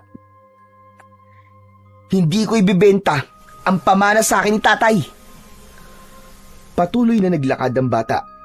Binuksan niya ang pinto sa kanyang kwarto at pabagsak na isinara nito ang pintuan matapos siyang makapasok. Sa sala, naiwan sina Malik at Joshua. Napapakamot sa batok si Joshua. Malik, pagpasensyaan mo na ang kapatid ko ha? Okay lang. Hindi ba talaga nyo ibibenta sa akin yung latigo? Mukhang ayaw talaga niya eh. Kilala ko naman ang kapatid ko, no? Kapag ayaw niya talaga. Hindi mo siya maiimpluwensyahan. Pero susubukan ko pa rin kausapin. Sayang din naman kasi yung pera eh. Malaking halaga yon. Malaki ang maitutulong nun sa amin. Sa loob ng kwarto ng bata, nakaupo si Israel sa kanyang katre. Maigpit ang hawak niya sa latigo. Parang sinisiguradong hindi ito mapapakawalan. Ang latigo na lang ang natitirang koneksyon nila ng ama at kailangan niyang tuparin ang pangako niya dito bago pa ito mamatay. Iingatan niya ang latigo. Kinabukasan, hindi na nagpansinan pa ang magkapatid. Dahil doon ay lumabas ng bahay si Israel, nakipaglaro sa kanyang mga kaibigan. Ilang araw silang tahimik, ilang araw silang nanatiling ganun, kaya naman si Israel, para malibang ang sarili, nangangaso siya at minsan naman ay nagsasanay sa gubat. Dahil doon, hindi niya alam na nagsimula ng lasunin ni Malik ang isip ng kanyang kapatid. Hindi sa pamamagitan ng pagpipilit nito na mabili ang latigo, kundi nakipaglapit ito kay Joshua. Nung una, hindi ito ganong pinapansin ni Israel, pero habang tumatagal ay may nakita na siyang kakaiba na parang may mali na sa kilos ng dalawa. Minsan ay napapansin niya ang simpleng pitik sa braso at minsan naman ay yung mga akbayan na may kasamang harutan. Isang hapon, habang pauwi si Israel galing sa pagsasanay, ay nadatnan niya ang dalawa na nagbibiruan. Narinig niyang tawa ng tawa ang kanyang kuya. Hinampas ni Malik ang balikat ni Joshua ng tuwalya at pagkatapos nun ay mabilis itong niyakap mula sa likod. Napahinto si Israel. Anong ginagawa niyo? Biglang natahimik ang dalawa. Natigilan si Joshua, sabay iwas ng tingin. Wala. Nagbibiruan lang kami, Israel. Parang sobra naman na yata yung biruan nyo. Uy, ano ka ba? Chill ka lang. Wala namang masama eh. Bata ka pa para sa mga ganito. Opo, bata nga lang po ako. Pero hindi ako bulag. Pagkasabi nun, ay mabilis na naglakad paalis ulit ang bata at hindi na lumingon pa. Ramdam niyang may mali. Hindi niya maipaliwanag, pero mabigat ang pakiramdam niya. Naglakad siya pabalik sa gubat at doon nagmuni-muni maghapon. Inabot na rin siya doon ng dilim. Hindi mapakali si Israel. Umupo siya sa sanga ng isang malaking puno. Nagsiselo siya sa nakikita niyang paglalapit ng dalawa. Pakiramdam niya ay inaagaw na ni Malik ang kanyang kuya. Lalo pat ilang araw na silang hindi nag-uusap at parang walang pakialam sa kanya. Sa kanyang malalim na pag-iisip, bigla siyang nakarinig ng kung anong kaluskos. Tumayo siya at naghanda. Hinawakan niya ng maigpit ang latigo at inikot ang kanyang paningin sa buong paligid. Sa bandang kaliwa niya, may nakita siyang gumalaw, parang papalapit sa kanya. Hindi ka aabot sa akin, lintik ka! Inihanda na niya ang sarili at sa paglitaw ng nilalang, nakahinga siya ng maluwag. Nakita niya ang isang musang, naghahanap ng kanyang makakain. Maya-maya ay tumakbo na ito palayo. Napaupo ulit ang bata at napailing. Ay nako, akala ko naman kung ano na. Pero ayos na din yun. Wala akong ganang makipaglaban ngayon. Umalis na si Israel sa lugar na yon at mula doon ay naghanap siya ng maayos-ayos na mapipwestuhan. Nagdesisyon siyang doon na sa gubat magpalipas ng magdamag. Naghanap siya ng ligtas na lugar upang kanyang mapagpahingahan. Pinili niyang pumwesto sa ilalim ng puno ng balete. Inilatag niya ang kanyang sako at ginawang banig, habang ang bag na palaging hawak ay kanyang ginawang unan. Hay! Ang sarap naman dito. Presko ang hangin at tahimik. Maya-maya pa, bumigat na ang talukap ng mga mata ng bata at payapa na siyang nakatulog buong magdamag. Samantala, kinabukasan, nang magising si Israel, naramdaman niya ang kakaibang alinsangan sa umaga. Tapos ay amoy malansa ang hangin, masangsang at parang nabubulok na karne.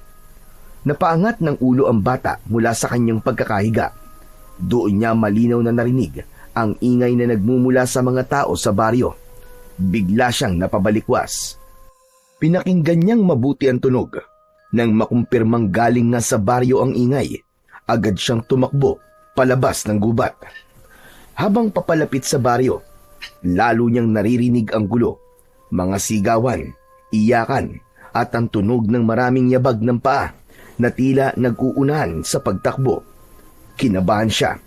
Hindi ito karaniwang ingay ng mga nag-aaway o may sunog. Isa lang ang nasa isip niya. May trahedyang nangyari.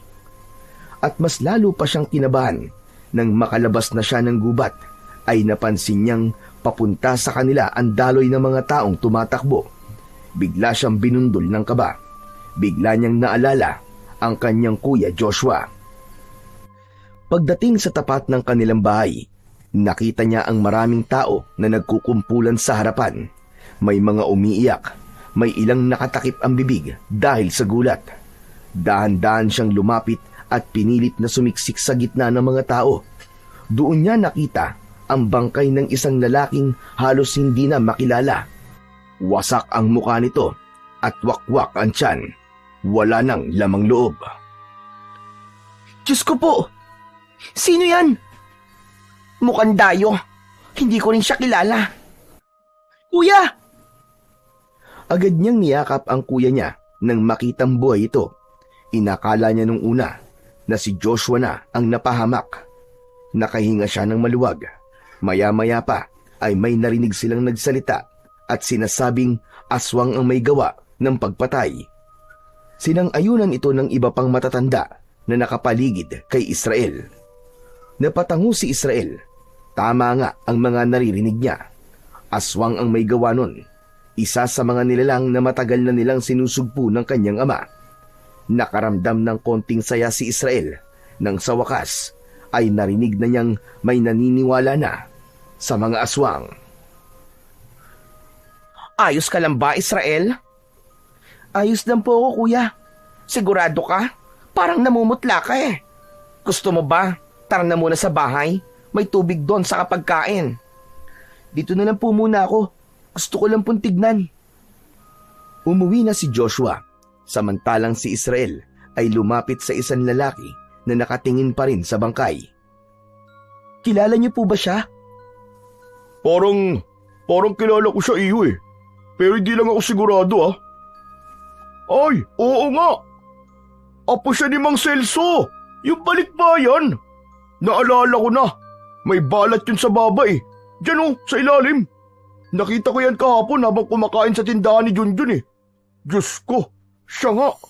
Kawawa naman. Kaya nga po, kawawa talaga. Ang balita ko eh, matagal nang naninirahan yan sa abroad. Tapos umuwi lang dito sa Pilipinas para magbakasyon. Nako, wala pa halos 24 oras. Ginawa ng hapunan ng aswang. Nanatiling nakatayo si Israel sa tabi ng bangkay. Habang unti-unting nagsisidatingan pa ang mga tao. Dumating na rin ang pamilya ni Mang Celso at kinilala ang bangkay ng biktima. Hindi sila makapaniwala sa sinapit ng binata. Habang pinagmamasdan ni Israel ang dugo ang katawan, ay muling nanumbalik sa isipan ng bata ang mga gabing nangaso sila ng kanyang ama. Naalala din niya ang lahat ng mga sinasabi at bilin nito sa kanya. Naituloy niya ang tungkulin ng kanilang lahi, ang maging protektor at tagapangalaga ng kapayapaan sa baryo. Oras na. Oras na para harapin ko sila. Ano yun? May sinasabi ka ba, bata? Wala po. Pasensya na po. Tumalikod siya at nagsimulang maglakad pa uwi. Mabigat ang mga hakbang niya, pero diretso ang tingin sa bahay nila. Pagkarating niya, ay nakita niya kagad ang kanyang kuya Joshua na malungkot na nakaupo sa duyan sa may balkon. Tila may malalim na iniisip. Nang mapansin siya, agad itong tumayo. Mabuti naman at umuwi ka na. Halika na sa loob, kumain ka na. Sige po kuya, salamat po. Tahimik silang naglakad papunta sa pagkainan. Habang kumakain, napatingin si Israel sa pinto ng kwarto ng ama. Napansin yun ni Joshua. Wala na. Umalis na si Malik. Nag-iwan na lang siya ng sulat. Pasensya na raw. At siya pa naging dahilan ng gulo nating dalawa. Mabuti naman. Siya nga pala kuya. Naawa ako dun sa lalaki kanina. Grabe talaga yung itsura. Sigurado ko. Mabangis na aswang ang may gawa nun. Ang hinala ko, meron na namang namumugad na aswang dito sa atin. Ano ka ba? Hindi na bago yan, Israel. Simula nung umalis ka para mag-ensayo, halos araw-araw may namamatay. Minsan hayop, minsan tao. may nakikitang bangkay sa ilog, sa kalsada, sa tabing gubat. Pero madalas ay mga taga-ibang lugar ang natatagpuan dito.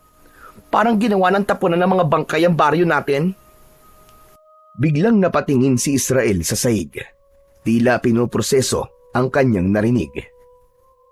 Si Malik, gaano po siya katagal dito sa baryo? Si Malik? Halos mag-iisang buwan na rin. Bakit mo naman natanong? Kasi po, hindi naman talaga natin siya kilala, di ba? O kung saan siya galing. Iniisip ko kasi na baka siya yung... Hoy, ano ka? Huwag kang ganyan ha. Mabait yung tao. Saka kung sinasabi mo na aswang siya, hindi no, imposible yun. Kasi kung talagang aswang yung tao, di sana patay na ako. Pero kuya, tigilan mo na nga yan. Huwag kang basta-basta nanguhusga ng tao ha. Mali yan, Israel. Hindi po ako nanguhusga, kuya. Pinakikinggan ko lang po ang kutob ko. At kapag gumana ang kutob ko, madalas tama ako. Saka kuya, palaging bilin sa atin ni tatay na huwag magtitiwala sa kahit na sino. Alam ko yon, pero hindi naman pwedeng ganyan ano. Hindi lahat ng tao ay dapat pagbintangan kaagad. Paano kung hindi nga siya inosente? Paano kung habang ipinagtatanggol mo siya, may ibang tao mapapahamak? Paano kung tama ako? Kaya mong patunayan yan. Natahimik si Israel sa sinabi ng kanyang kuya. Wala siyang maisagot sa tanong nito. Hindi, di ba? Alam mo, Israel, hindi ko naman sinasabing mali ka, no? Pero hindi ibig sabihin nun, tama ka na kagad. Kailangan natin ng ebidensya. Hindi sapat ang kutob lang. Sige po, pero nasa na po ba siya ngayon? Hindi ko nga alam eh. Ang sabi niya kasi sa sulat, may pupuntahan lang daw siya saglit. Tapos, saka siya magpapaalam sa akin. Magpapaalam siya sa'yo? Bakit kuya? Hindi mo pa maiintindihan, Israel. Huwag ka na magtanong. Hahanapin ko siya, kuya. Ano? Bakit mo naman gagawin yon? Sabi mo wala tayong ebidensya, di ba? Di kukuha ko. Kailangan kong malaman kung saan siya nagpupunta sa gabi. Kung ano ang ginagawa niya. Kung wala namang masama, di mabuti. Pero kung meron, humanda talaga siya sa akin. Israel, ano ka ba? Delikado yung gagawin mo, bata ka pa. At kung sakaling totoo nga ang hinala mo, paano kung ikaw ang mapasama? Hindi po mangyayari yung kuya. Magaling na po ako. Halos kasing lakas ko na po si tatay. Talagang hindi mo kayang palampasin ng ganitong bagay, ano? Hahanapin mo talaga ang gulo. Hindi ko hinahanap ang gulo, kuya. Sagot ang hahanapin ko. Kasi kung totoong may halimaw na naman dito at wala akong ginawa, ibig sabihin, walang kwenta ang lahat ng itinuro sa akin ni Mang Cardo at ni tatay. At talagang ipinagmamalaki mo yung natutunan mo, no? Pwede bang tigilan mo na yan? Po, hindi pwede, kuya. Hindi ako pwedeng tumigil. Para kay tatay to. Kailangan kong tuparin ko ano mga napag-usapan namin at yung pinangako ko sa kanya. Hindi ko basta-basta bibitiwan ang tungkulin ko para sa ibang tao. Ayun na nga, Israel. Yan ang problema sa iyo eh. Palaging ibang tao ang iniintindi mo. Palaging ibang tao ang iniintindi niyo ni tatay. Pero minsan ba sumagi sa isip nyo na sa kalagitnaan ng gabi, iniiwan nyo ako mag-isa dito na kayo lang palagi ang magkasama? Kuya, anong ibig mo sabihin? Anak din ako ni Tatay Israel, pero ano, mag-isa ako dito, takot. Bawat kaluskos na naririnig ko, wala akong magawa, kundi ang magtalukbong ng kumot. Tapos ano? Kuya, sorry, hindi ko alam. Alam mo, sa totoo lang, ayoko talaga ng ideya na mag-iensayo ka pa kasama yung Mang Cardo na yun eh. Kasi akala ko nung namatay si tatay, titigil ka na. Pero ano, gusto mo pa rin ituloy. Ano, walang magbabago? May iwan na naman ako? Tapos matatakot na mag-isa tulad nun? Kuya, hindi ko naman ginusto yun nun eh. Pero hindi ko pwedeng talikuran ng responsibilidad ko ngayon. O sige, gusto mong ituloy yan. Ayos lang. Gawin mo kung anong gusto mo. Hindi na ako makikialam. Kuya, wag naman ganyan. Bahala ka, Israel. Bahala ka na sa buhay mo. Muling nagkaroon ng katahimikan sa pagitan ng magkapatid. Maya-maya ay tumayo si Joshua at walang lingon likod na umalis. Hinayaan na lamang ni Israel ang kanyang kuya. Alam niyang hindi rin naman siya matitiis ni Joshua. Pagkatapos niyang kumain, ay iniligpit na niya ang kanilang pinagkainan at pagkatapos ay kinuha niya ang bag at umupo sa sala. Inilabas niya ang latigo ng ahas at muli itong pinunasan. Gumagaan ang kanyang pakiramdam kapag ginagawa niya yon, ngunit may pamilyar na boses ang sumira ng kanyang katahimikan. Magandang araw, Israel. Malik, di ba umalis ka na? Anong ginagawa mo dito? Hindi sinagot ni Malik ang tanong niya. Tahimik lang itong lumapit sa kanya at tumabi. Ibenta mo na sa akin yan. Bibilin ko ng triple sa nauna kong presyo. Ang kulit mo rin no? Hindi ko talaga ipagbibili sa ito, kaya tumigil ka na.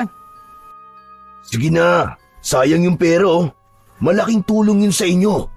Yung latigo na yan, gusto ko talaga yan maipasama sa mga koleksyon ko eh. Ba't ba ang kulit mo? Hindi nga sabi.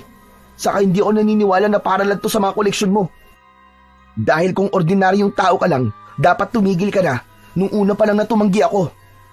Alam mo ba kung sino lang ang pwede magka-interes ng ganito sa latigo? Mga nilalang ng dilim. Mga aswang. Bakit? Aswang ka ba? Siguro gusto mo maghari dito no? Kaya pilit mo itong kinukuha sa akin kasi gusto mo na walang maging hadlang sa'yo. Aswang? Ako? Nagpapatawa ka ba? Isa lang akong simpleng kolektor, Israel. Hindi ako aswang. Ngunit hindi na naniwala si Israel. Gamit ang latigo, hinampas niya ang lupa sa harap ni Malik. Matinis ang tunog ng latigong tumama sa lupa. Ngunit si Malik ay hindi man lang gumalaw. Walang sugat, hindi nasaktan. Israel, anong ginagawa mo? Muling iwinasiwas ni Israel ang latigo. Mas malakas, pero muli, walang epekto. Imposible! Hindi ka tinatablan? Ha? Tinatablan? Ng ano? Tumahimik si Israel. Tumigil na rin siya sa kanyang ginagawa at muling umupo. Bigla siyang nagduda sa mga naging panghusga niya sa katauhan ni Malik. Bigo siyang saktan si Malik gamit ang kanyang latigo ng ahas. Pero hindi pa rin siya kampante.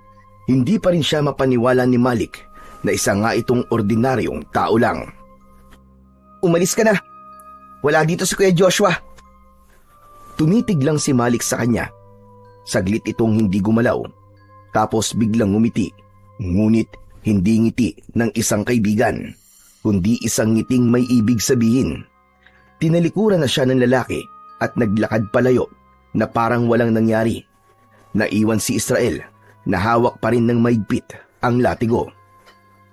Sumapit ang gabi. Tahimik na ang buong bahay. Tulog na si Israel. Dahan-dahang bumukas ang pintuan ng kanyang silid. Maingat na pumasok si Joshua. Saglit siyang tumigil sa tabi ng kapatid at tinignan ito. Nang masigurong mahimbing na ang tulog nito, tahimik niyang kinuha ang bag ni Israel. Binuksan niya yon at kinuha ang latigong ahas. Pinunasan pa niya ng dulo ng kanyang kamiseta ang hawakan bago marahang isinara muli ang bag. Lumabas siya ng silid. Tumuloy siya sa sala sa may altar. Dahan-dahan niyang binuksan ang lumang baul ng kanilang ama. Isa-isa niyang nilabas ang mga agimat ng kanilang tatay Manny. Maging ang ibang mga antigong bagay ay hindi niya pinatawad. Nilimas niya ang lahat ng laman ng baul. Napatingin siya sa litrato ng kanyang ama na nakapatong sa gilid ng altar.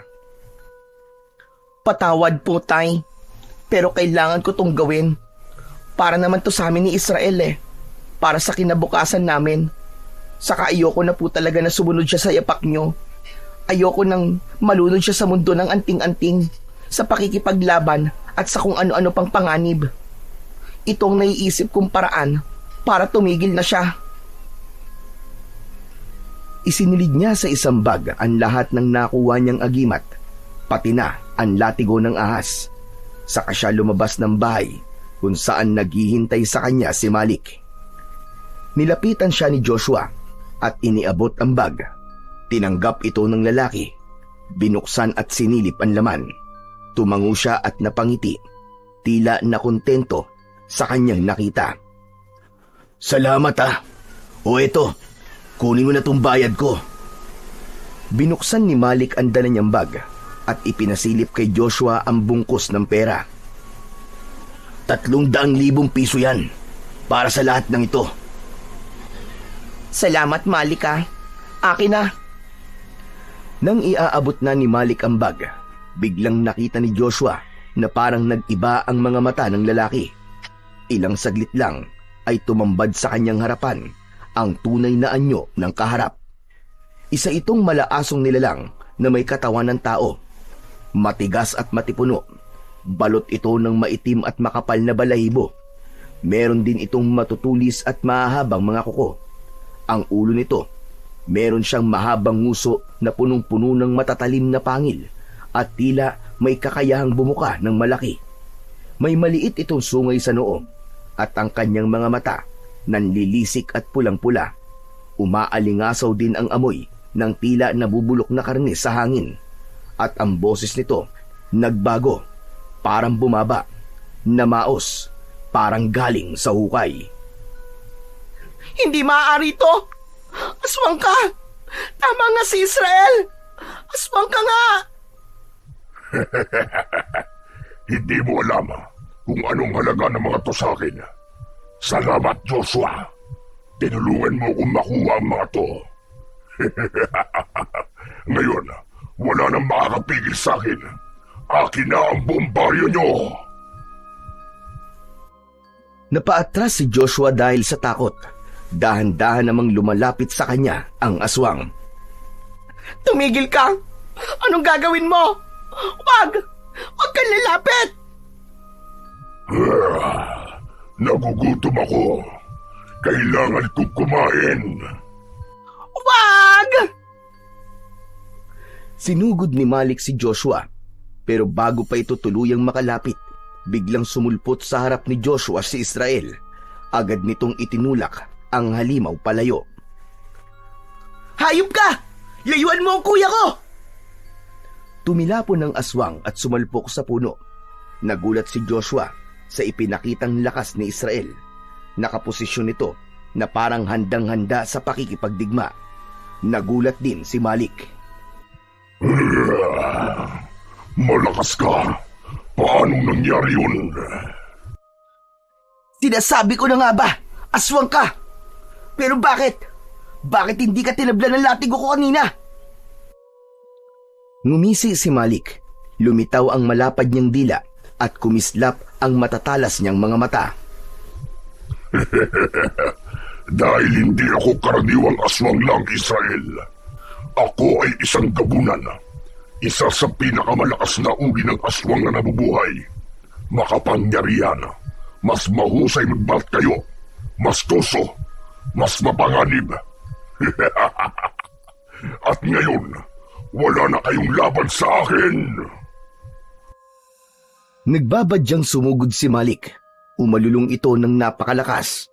Ngunit sa isang mabilis na galaw, hinugot ni Israel ang latigo ng ahas mula sa kanyang bewang. Natigilan ang aswang. Anong? Bakit nasa iyo pa rin ang latigo? Bakit? Akala mo ba ikaw lang ang marunong maglaro?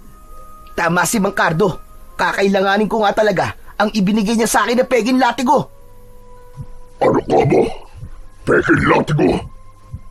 Oo, tama ka nung narinig. Peke ang nasa'yo, kaya humanda ka. Hindi kita uurungan. Ano akala mo? Porkit nasa iyo ang latigo ay mananalo ka na. Hindi mo ko kaya, bata. Hindi mo ko kaya. Agad na nagpalitan ng atake ang magkalaban. Si Malik, mabilis na tumalon at nakalapit kay Israel. Agad niyang sinubukang kalmutin ng bata sa kanyang katawan, pero mabilis itong nakaiwas. Umikot ang katawan nito at agad na nakapwesto sa likuran ng aswang. Inihampas niya ang latigo sa mismong likod ni Malik. Ang latigo ay tila umaapoy. Bumubuga ng liwanag sa bawat tampas. Nasugatan ang aswang. Walang silbihan! Hindi mo ko kaya! Ha! Talaga ba? Sugatan ka na, gabunan. Konti na lang, mapapatay na kita. Handa ka na ba? Mayabang kang bata ka! Paslit ka lamang! Kayang-kaya kitang tirisin kutong lupa! Muling sumugod si Malik, pero naiwasan ito ni Israel. Gigil na ang aswang. Hindi na naghintay ng matagal si Israel. Habang iniiwasan ang mga matutulis na kuko ng aswang, inusal nito ang orasyong itinuro sa kanya ni Mang Cardo. Nawala ang apoy sa kanyang latigo, pero sa huling hampas niya, pumulupot ito sa leeg ni Malik. Para itong nabuhay sa kanilang paningin. Kumilos na parang tunay na ahas. Hindi!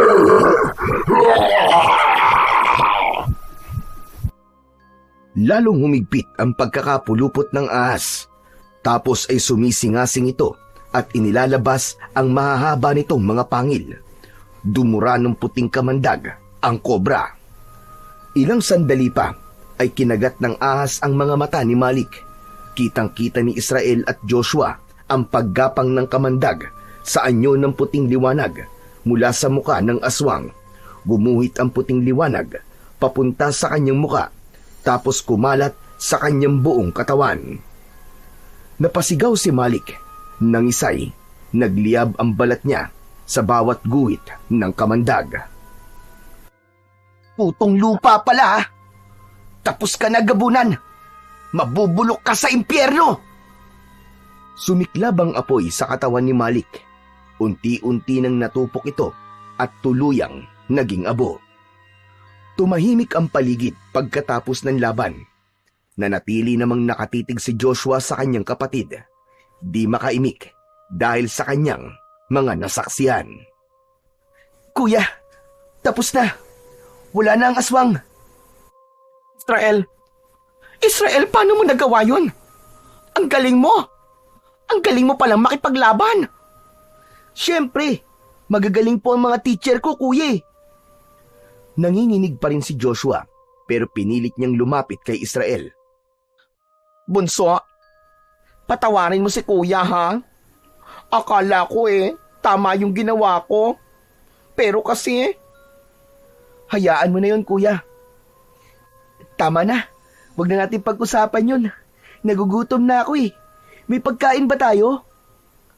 Napatawa si Joshua sa gitna ng kanyang pagluwa at agad na niyakap ang kanyang kapatid. Oo, may pagkain tayo. Halika na, pumasok na tayo sa loob. Pero bago yan, kunin na muna natin ang mga gamit ni tatay. Matapos magkaayos, pinulot nila ang bag na naglalaman ng mga gamit ng kanilang ama at ang pera ni Malik. Binitbit nila ito sa loob ng kanilang bahay at maingat nilang ibinalik ang mga agimat sa baul. Kinabukasan ay nagdesisyon ang dalawa na puntahan si Mang Cardo sa bahay nito. Naabutan nilang nasa balkon ang matanda at tila may hinihintay. Hindi ito nagulat nang makita ang dalawa. Parang inaasahan na nito ang kanilang pagdating. Mang Cardo, may gusto po sana akong sabihin sa inyo. Gusto ko pong turuan niyo din po ako na maging katulad ni Israel. Gusto ko pong matuto para maipagtanggol ko rin po siya o kahit na makatulong man lang sa mga kakaharapin niyang laban. Umiling ang matanda, sabay tapik sa balikat ni Joshua. Hindi ka bagay doon, iyo. Iba ang daan mo. Hindi ka para sa latigo o sa pakikipaglaban. Pero malaki ang maiaambag mo sa ibang paraan. Itinuro sa kanya ng lalaki ang tungkol sa mga halamang gamot at kung paano gamitin ang mga ito sa pagpapagaling ng mga may sakit. Samantala isang araw, nang matapos ang leksyon ni Joshua at Mang Cardo, lumapit si Israel sa dalawa at nagtanong. Mang Cardo, bakit po pala may peking latigo? Huminga ng malalim ang matanda at tumingin sa malayo. Tila inaalala ang isang mapait na nakaraan. Israel, gusto mo ba talagang malaman? Pero ayokong sirain ang magagandang alaala nyo sa inyong ama. Handa po akong makinig, Mang Cardo. Gusto ko pong malaman ng totoo. Sige, makinig kayo sa sasabihin ko. Ang tunay na latigong ahas ay sakin. Ipinamana sa akin ng tatay ko. Pamana mula sa aming mga ninunong antingero. Ano po? Sa inyo po talaga ang latigo, Mang Cardo? Tama ka. Alam nyo, ang tatay nyo nun, kaibigan ko talagang matalik. Mahusay siyang antingero, pero hindi sapat ang lakas niya para makipaglaban. Tinuruan ko siya. Pinalakas tulad mo, pero pinag-interesan niya ang latigo. Kinuha niya ito ng lihim at pinalitan ng peke. Hindi ko nalaman yun. Hanggang sa napalaban kaming dalawa, may nakasagupa kaming isang malakas na aswang. At doon ko nalaman na wala na sa akin na makapangyarihang latigo ng ahas. Muntik na akong mamatay nun kasi walang bisa ang latigong nasa akin. Tahimik lang na nakinig ang magkapatid. Maigpit ang hawak ni Israel sa hawakan ng latigo. Sa laban na yon, doon nabulag ang isang mata ko. Doon ko nakuha ang pilat na to sa kalmot ng aswang. Pero bago ako tuluyang mapaslang, tinulungan pa rin ako ni Manny. Ginamit niya ang tunay na latigo. Napatay niya ang aswang. Mang Cardo, ako na po ang humihingi ng tawad para sa ama ko. Ito na po yung latigo. Ibinabalik ko na po sa inyo. Hindi na, Israel. Hindi ko nakukunin yan sa'yo. Po? Alam mo ba, mula nang kunin sa akin yan ng tatay nyo, hindi ko na yan binawi. Alam mo kung bakit? Bakit po? Kasi, nagamit niya ng mahusay ang latigo. Ibig sabihin nun, may mabuti pa rin siyang puso at kinilala siya ng latigo bilang bagong tagapangalaga. Kasi hindi naman niya yan magagamit kung hindi siya mabuti. Talaga po? Tama ka. At ikaw, Iyo, tinanggap ka rin ng latigo. Isa ka ring tagapangalaga. Kalimutan mo na yung nagawa ng tatay mo. Matagal ko na siyang napatawad. Salamat po, Mang Cardo. Pero sigurado po ba kayong ibibigay niyo na po talaga to sa akin? Kasi 'di ba, mula pa po ito sa mga ninuno niyo. Karapat dapat ba talaga ako maging tagapagmana niyo? Oo naman. Wala naman akong anak na magmamana niyan eh. At saka, nag-iisa lang ako. Wala akong kapatid. Kaya talagang nakatadhana sa iyong bagay na yan. Ingatan mo at gamitin lamang sa mabuti ang kapangyarihan niyan. Opo, pinapangako ko po, Mang Cardo. Salamat po. Maraming salamat po ulit sa lahat. Niyakap ni Israel si Mang Cardo ng maigpit. Isang yakap na punong-puno ng respeto, pasasalamat at pangako. Hindi man niya ito tunay na kamag-anak. Itinuring niya itong isang pangalawang ama. Damang-dama ni Mang Cardo ang init ng yakap na yon. At bagamat sanay siyang mag-isa, hindi niya napigilang mapaluha. Makalipas ang maraming taon, ang baryo ay nanatiling tahimik at ligtas. Si Joshua ay naging eksperto sa paggamit ng mga halamang gamot. Naging isa siyang sikat na manggagamot. Tinutulungan niyang gumaling ang mga may karamdaman, lalo na yung mga taong nawawalan na ng pag-asang gumaling. Masaya si Joshua sa kanyang ginagawa. Tama si Mang Cardo, bagamat iba ang daan niya, kasing halaga din niya ang naging tungkulin ng kanyang kapatid na si Israel. At si Israel ay naging tulad ng kanyang ama. Palaging nagbabantay, palaging nagpoprotekta. Hindi niya hinahayaan na mapasok ng kung anumang masasamang nilalang ang kanilang baryo. Siya ay nakapangasawa at nagkaroon ng mga anak. Isa sa mga bata ang nagpakita ng interes sa kanyang ginagawa. Nang makita niya ito, tulad ng kanyang ama, sinanay niya ito kagad maski sa murang edad pa lamang. Hindi siya nagsayang ng oras. Inihanda niya kagad ang anak para maging sunod na tagapangalaga ng latigong ahas, napoprotekta at magiging tagapagtanggol ng mga naaapi laban sa mga kampon ng kadiliman.